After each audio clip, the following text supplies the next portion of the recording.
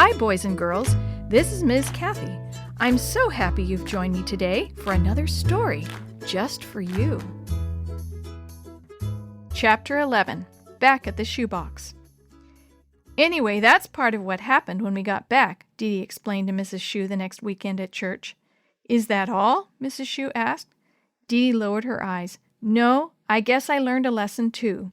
Ruth wanted to explain why she was trying to kidnap Zach, so she took me to meet her mom the next morning. I guess I didn't realize that there are lots of people who have a lot less than I do, and sometimes it's just too expensive to have a pet. It takes a lot of time and money to care for a pet. Lots of people forget about food and veterinary bills, Mrs. Shue added. That's right, Dee Dee agreed. Anyway, since Ruth and Eaglefeather's mom couldn't afford to keep a pet, Ruth decided she would kidnap one for her brother to play with. She thought she could keep Zach in a secret hiding place. Dee Dee paused and took a deep breath. The lesson I learned was that I shouldn't judge people. Sammy cleared his throat. That's a good lesson for us all to learn. Jenny, Chris, Willie, and Maria agreed. On our last night there, we invited Ruth and her brother and her mother over for supper with us, Sammy said. And Shorty, too, Jenny added. I tried to show him how to drive a wheelchair.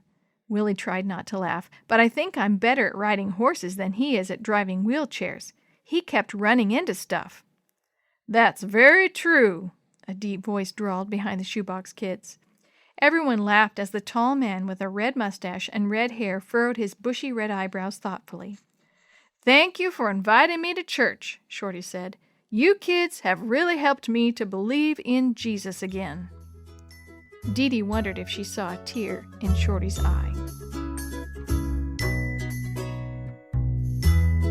The story you have heard today is a chapter of the Shoebox Kids, Book 10, Adventure on Wild Horse Mountain, written by Eric Stoffel, edited and created by Jerry D. Thomas, and used with permission from the Pacific Press Publishing Association.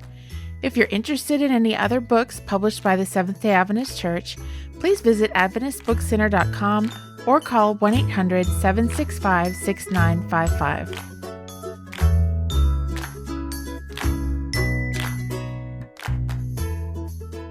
This podcast is a production of the Carolina Conference of the Seventh-day Adventist Church.